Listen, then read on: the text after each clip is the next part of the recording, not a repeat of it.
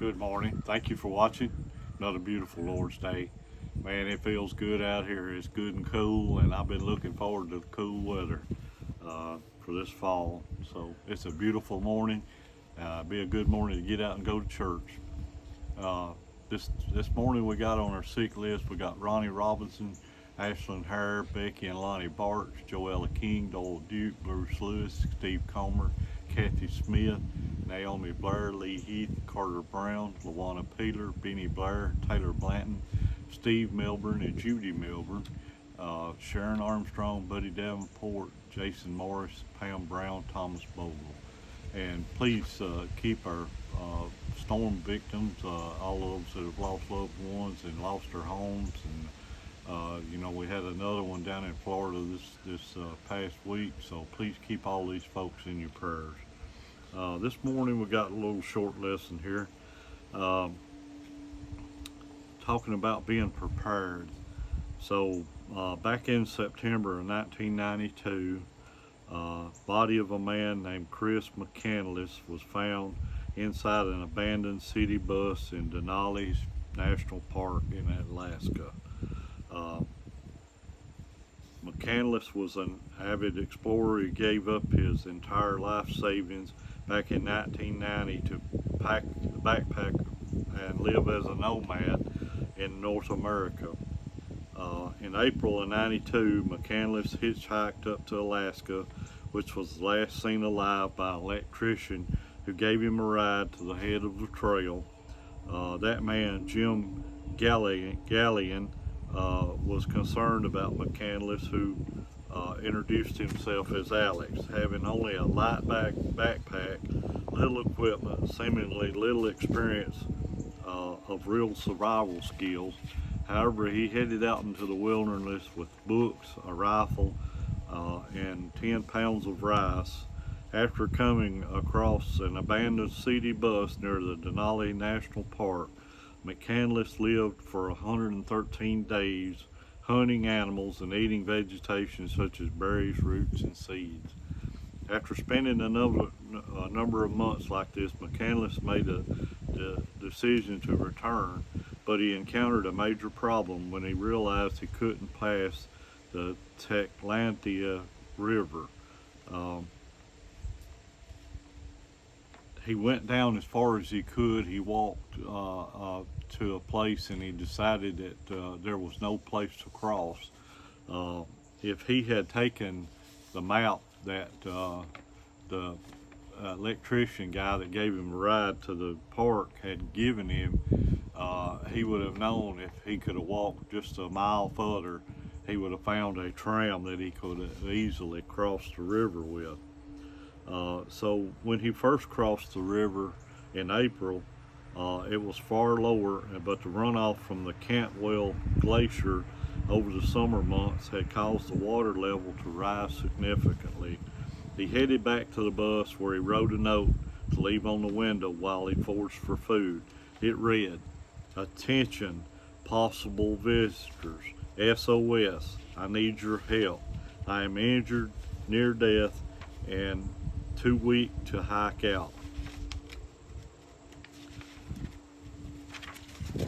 I am all alone. This is no joke. In the name of God, please remain to save me. I am out collecting berries close by and shall return this evening. Thank you, Chris McCandless." And that was written in August. Unfortunately, nobody saw the note, and tragically, McCandless died before anyone discovered his pleas for help. He also took a picture of himself holding up a sign that read, "I have had a happy life, and thank the Lord. Goodbye, and may God bless all." It's not clear when McCandless passed away, but according to the reports, his last written note on day 7 read, "Beautiful blueberries." Although the following days were recorded with slash marks, day 113 was left blank. It's thought that McCandless' body was discovered around 19 days after he had died. He was flown out of the remote region, and an autopsy was carried out on his body. It determined that he had died from starvation. although some have suggested that there could have been other factors such as poisoning that contributed to his death. McCandless's story became a non-fiction book called Into the Wild, written by John Kramer. It also was made into a movie. So, but the point of all of this would have been to have been more prepared. He didn't have enough food. He probably wasn't good at surviving different things and learning to forage better off the land. They think that he ate some seeds that would have normally wouldn't have hurt a healthy person, but being that he was so dehydrated and was lacking for food, near starvation, that those seeds actually poisoned him. He was just not prepared, and he thought that he was. He thought that he could survive that long, and he was wrong. He ended up dying. That leads us to think about how we make it through this world. We think that we're doing okay, and we think that we've got plenty of time. We think that we know what we're doing, but the Bible tells us to lean not on your own understanding. That tells us that we need to be looking for more guidance, and that guidance needs to come from the Bible. That guidance would be the wise things that are in the Bible and who we need to look to, and that is God. And we need to know that He is the one that's in charge, not us. We're not in charge. And we need to look at our lives, and we need to think about if we're prepared or not. So it's kind of like we need to do a self-examination.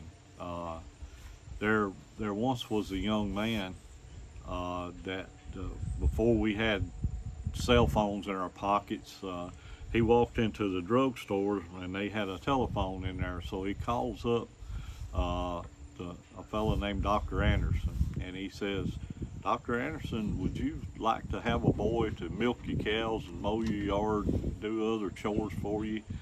And he said, "Okay." He said, "Okay." He said, "Well, are you perfectly satisfied with that boy that you have?" And he said, "Okay, sir.